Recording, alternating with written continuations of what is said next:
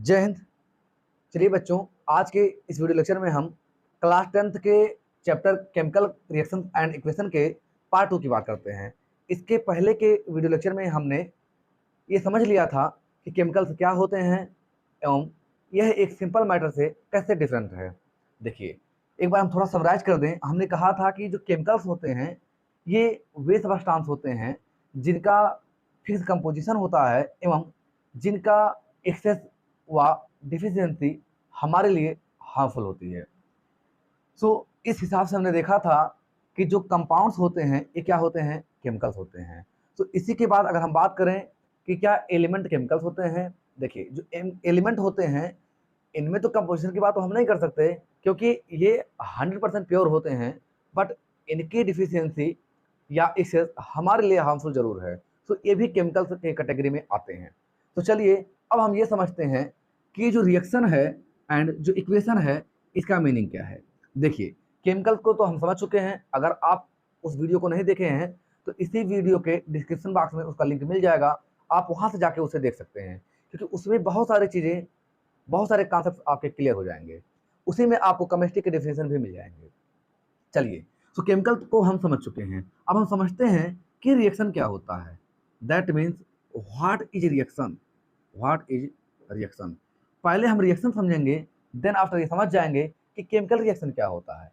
देखिए, इसको हम जो है एक सिंपल से लैंग्वेज में समझते हैं। देखिए, लैंग्वेज क्या है आपका, जनरली अगर हम लोग कहते हैं कि बताइए झगड़ा क्या होता है, शायद आपको हंसी भी आ रही होगी, लेकिन यहाँ पे हंसने की बात नहीं है, यहाँ पे समझने वाली बात है। अगर आपसे कहा जाए कि बताओ झगड़ा क्या होता है, तो आप में से कुछ बुद्धिमान लोग कहेंगे कि सर बस ऐसे ही मारपीट हो गया, झगड़ा हो गया, उसी को हम झगड़ा बोलते हैं। लेकिन कुछ अगर सोच समझ के आंसर दिया जाए तो थोड़ा सा डिफरेंट आपको मिलता है सुनने को।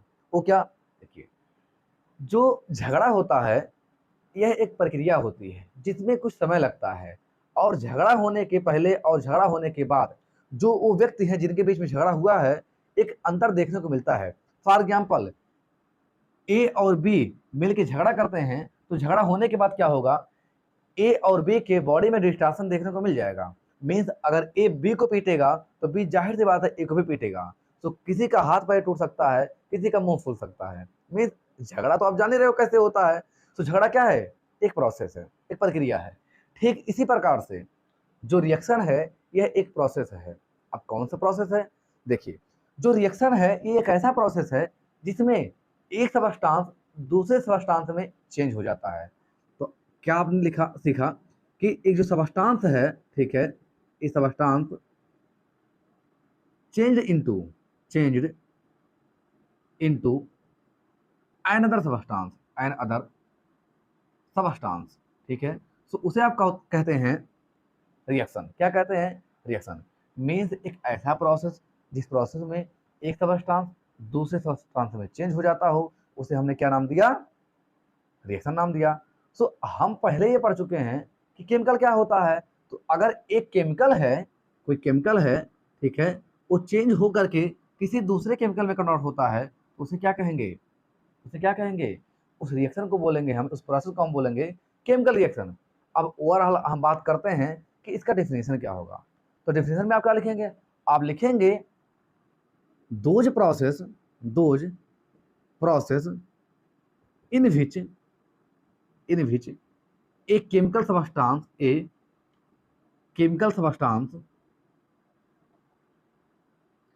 changed into an other chemical substance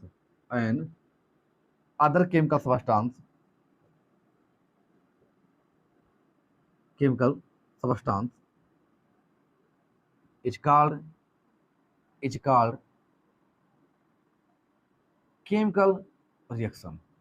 chemical reaction, means ऐसी प्रक्रिया जिसमें एक केमिकल सबस्टांस यानी कि एक केमिकल दूसरे केमिकल में कन्वर्ट हो जाता है, उस प्रोसेस को हम बोलते हैं केमिकल रिएक्शन। अब आप सोच रहे होंगे सर हम कैसे पहचानेंगे कि केमिकल दूसरे केमिकल में कन्वर्ट हो चुका है। देखिए, जब एक केमिकल दूसरे केमिकल में चेंज होता है तो इसका जो प्रॉपर्टी है वो चेंज हो जाता है। कौन सी प्रॉपर्टी चेंज होती है, उसकी केमिकल प्रॉपर्टी। फॉर एग्जाम्पल हम समझते हैं, जैसे हमारा ये जो सोडियम है ये क्या है, एक एलिमेंट है। यह वाटर के साथ रिएक्ट करके बर्न हो जाता है, ठीक है, किसके साथ, वाटर के साथ या ऑक्सीजन के साथ। अगर वाटर के कांटेक्ट में सोडियम को रख दिया जाए तो ये बर्न कर जाएगा, क्या होगा, बर्न कर जाएगा। इसकी प्रॉपर्टी अलग हो गई। दूसरा, एक क्लोरीन है, ये वाटर प्योरीफायर की तरह यूज किया जाता है। किसकी तरह, वाटर प्योरीफायर। जो पहले के लोग हुआ करते थे वो कुएं का पानी पीते थे, और कुएं का पानी चूंकि उसमें बहुत सारे खरपतवार गिर जाते थे, कोई जानवर ही कूद के मर जाता था, तो उसमें छोटे मोटे जो कीड़े उत्पन्न होते थे उनसे बचने के लिए लोग क्या करते थे, क्लोरीन का टैबलेट यूज करते थे, जिससे वो जो बैक्टीरिया है वो सब नष्ट हो जाते थे। तो ये किसके लिए, ये वाटर प्योरीफायर के लिए यूज किया जाता है, प्योरीफायर के लिए। लेकिन जब हम इन्हीं Na को, इस Na को और Cl को आपस में मिक्स करवा देते हैं और इनका एक रिएक्शन होता है, तो बनता क्या है, बनता है NaCl, जिसे आप कहते हैं कॉमन साल्ट। क्या कहते हैं, कॉमन साल्ट। तो आपने क्या देखा, आपने देखा कि एक प्योर सब्सटेंस, दैट मीन्स एक केमिकल दूसरे केमिकल से रिएक्ट करके एक नया केमिकल दे रहा है। अब कैसे मालूम चला नया केमिकल है, क्योंकि अभी हमने क्या कहा था कि सोडियम को आप वाटर के साथ रिएक्ट करवाएंगे बंद कर जाएगा, जबकि क्लोरीन क्या करता था, क्लोरीन वाटर को प्योरीफाई करता था। जबकि ये जो NaCl है, ये हमारे लिए क्या है, एक यूजफुल प्रोडक्ट है जो हम लोग अपने डेली रूटीन में यूज करते हैं। और इसका अगर आप पानी के साथ रिएक्शन करवाते हैं तो कोई फर्क नहीं पड़ता है, मीन्स बर्न नहीं करता है। सो इन दोनों की प्रॉपर्टी से इसकी प्रॉपर्टी क्या है, डिफरेंट है। फिर अगला एग्जाम्पल देखिए, जैसे हाइड्रोजन गैस है मान लीजिए, ठीक है, इसे हम लोग नहीं खा सकते हैं या इसका सांस में इसको यूज नहीं कर सकते हैं। यहाँ देखिए O2 गैस है, इसका हम लोग सांस के तौर पे यूज करते हैं, यानी हमारा प्राणवायु है, लेकिन इसे हम पी नहीं सकते हैं। लेकिन इन दोनों को मिला दिया जाए तो जो बनता है आपका, एक बनता है H2O2 और दूसरा बनता है H2O। जो H2O है इसकी प्रॉपर्टी अलग होती है, इसके बिना तो हम शायद जीवित नहीं रह सकते हैं, क्योंकि ये क्या है, जल है, और कहा गया है जल ही जीवन है। और जो H2O2 है ये है हाइड्रोजन पेरोक्साइड, कान में डालने की दवा। जबकि यहाँ दोनों का प्रॉपर्टी क्या था, ये अलग था, H2O, ठीक है, गैस है, ये O2 सांस के लिए काम आता है, सांस लेने में। यहाँ H2O2 बन रहा है इन दोनों को मिलने से, मीन्स ये केमिकल प्रॉपर्टी अलग कर दिया अपना। कौन सी प्रॉपर्टी, केमिकल प्रॉपर्टी। कैसे, क्योंकि यहाँ पे ये दोनों कान की दवा के लिए यूज नहीं किए जाते, लेकिन ये यूज किया जाता है। H2O, यहाँ इन दोनों को नहीं पी सकते थे, यहाँ पी सकते हैं, इसको ड्रिंक कर सकते हैं।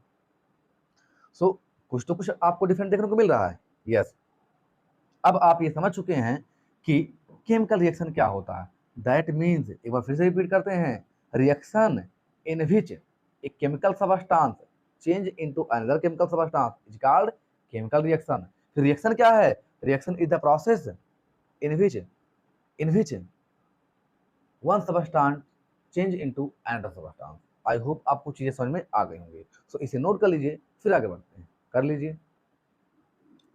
चलिए, अब हम समझते हैं कि इक्वेशन क्या होता है। देखिए, हमने केमिकल समझ लिया, रिएक्शन समझ लिया, अब बारी किसकी है, इक्वेशन समझने की है। अब छोटा सा हेडिंग बनाएंगे, इक्वेशन, ठीक है, equation.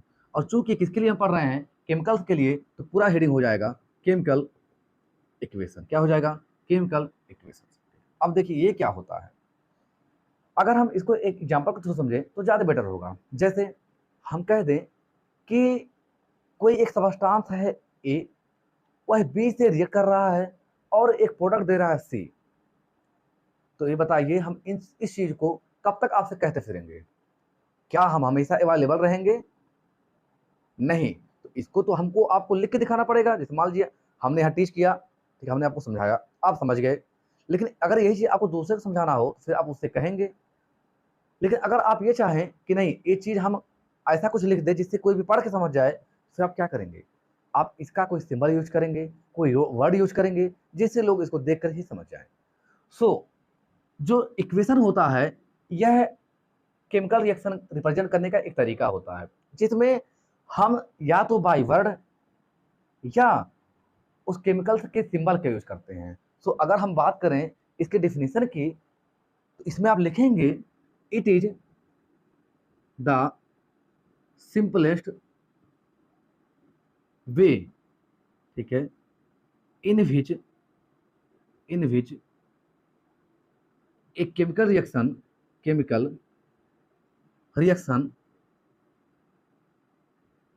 Reaction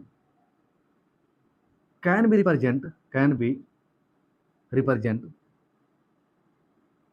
in form of word equation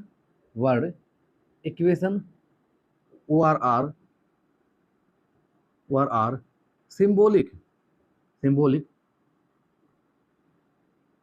equation किसका? ऑफ केमिकल्स ठीक है। एक बार रिपीट करते हैं हम फिर से। हमने क्या लिखा? It is the simplest way in which a chemical reaction can be represent in form of word equation या सिंबॉलिक इक्वेशन ऑफ केमिकल्स। यानी कि यह केमिकल रिएक्शन को रिप्रेजेंट करने का एक ऐसा तरीका होता है जिसमें हम क्या करते हैं, इन केमिकल्स को बाय वर्ड या बाय सिंबल के थ्रू रिप्रेजेंट करते हैं। आई होप आप ये समझ गए होंगे। चलिए अब हम समझते हैं इसको एग्जाम्पल के थ्रू। जैसे मान लेते हैं कि हमारे पास क्या है? मैग्नीशियम है। क्या है? मैग्नीशियम है। और इस मैग्नीशियम को हम ऑक्सीजन के साथ क्रिया करवा रहे हैं। किसके साथ? ऑक्सीजन के साथ। बर्न कर रहे हैं। ठीक है, क्या कर रहे हैं? बर्न कर रहे हैं, यानी जला रहे हैं। होता क्या है? जो बनता है प्रोडक्ट, वो बनता है मैग्नीशियम ऑक्साइड। क्या बनता है? Magnesium oxide. ठीक है। अब अगर हम इसको देखें तो यहाँ पे जो हमने कहा भी वर्ड, हमने कहा मैग्नीशियम को ऑक्सीजन के साथ जलाया जाता है, बर्न किया जाता है और मैग्नीशियम ऑक्साइड का निर्माण होता है। तो यहाँ पे चीज़ों को हम बाय वर्ड लिखे हुए हैं और यहाँ पर ये जो एरो है ये रिप्रेजेंट करता है कि इस साइड के जो हैं ये आपस में क्रिया कर रहे हैं, रिएक्ट कर रहे हैं और इस साइड जो बना हुआ है वो प्रोडक्ट है। अब इसी चीज़ को हम ऐसे भी लिख सकते हैं। मैग्नीशियम का सिंबल क्या होता है? Mg। ऑक्सीजन का होता है O2। ये दोनों लोग क्या कर रहे हैं? रिएक्ट कर रहे हैं, आपस में बर्न कर रहे हैं। मान लीजिए हमने कहा हीट कर रहे हैं इसको। बनता क्या है? मैग्नीशियम ऑक्साइड यानी MgO। क्या बनता है? MgO। इसको बैलेंस कर लगे अगर मान लीजिए, तो अभी बैलेंस की बात नहीं करते हैं, बाद में बात कर लेंगे। तो ये बनता क्या हमारा? MgO। ये हमारा मैग्नीशियम ऑक्साइड है। अब देखिए दूसरा एग्जाम्पल ऐसे ही एक, जैसे मान लीजिए हमारे पास क्या है? एक हाइड्रोक्लोरिक अम्ल है। क्या है? हाइड्रोक्लोरिक अम्ल है। क्लोरिक अम्ल है। इसकी क्रिया हम करवाते हैं किसके साथ? सोडियम हाइड्रोक्साइड के साथ। किसके साथ? सोडियम हाइड्रोक्साइड के साथ। हाइड्रोक्साइड के साथ बनाता क्या है आपका? ये बनाता है sodium chloride. Sodium chloride plus क्या बनाता है? जल बनाता है। क्या बनाता है? जल। यहाँ देखिए हम बाय वर्ड लिखे हुए हैं कि हाइड्रोक्लोरिक अम्ल सोडियम हाइड्रोक्साइड क्रिया करके क्या बनाता है? सोडियम क्लोराइड प्लस जल। इसको हम ऐसे भी लिख सकते हैं। हाइड्रोक्लोरिक अम्ल का फार्मूला क्या होता है? HCl होता है। सोडियम हाइड्रोक्साइड क्या होता है? NaOH होता है। ये दोनों आपस में रिएक्शन कर रहे हैं और बना क्या रहे हैं? NaCl, sodium chloride plus H2O। तो देखिए इसी चीज को, जिसको हम बाय वर्ड कह रहे हो, कितना समय लग रहा कहने में, और अगर उसी को लिखना हो तो ज्यादा जगह मिलेगा। तो इसी चीज को अगर हम इस प्रकार से रिप्रेजेंट कर दें तो कम समय मिलेगा और आप समझ भी जाएंगे कि इसमें इसको ऐड किया गया है और ये हमारा बना है। बस एक ही चीज समझना है कि ये जो हमारा एरो है, एरो के इस तरफ अर्थात बाईं तरफ लेफ्ट साइड जो भी चीजें होती हैं इसे हम कहते हैं रिएक्टेंट यानी अभिकर्मक। यानी इसका मतलब दोनों आपस में अभिक्रिया कर रहे हैं और उसके उस पार जो है उसे कहते हैं प्रोडक्ट। क्या कहते हैं? प्रोडक्ट। तो ये हो गया आपका रिएक्टेंट, हिंदी में कहेंगे आप अभिकर्मक, और ये हो गया आपका प्रोडक्ट, हिंदी में कहेंगे इसे आप उत्पाद। आई होप आपको अब ये चीजें समझ में आ गई होंगी कि क्या होता है केमिकल इक्वेशन। यस, यही है केमिकल इक्वेशन।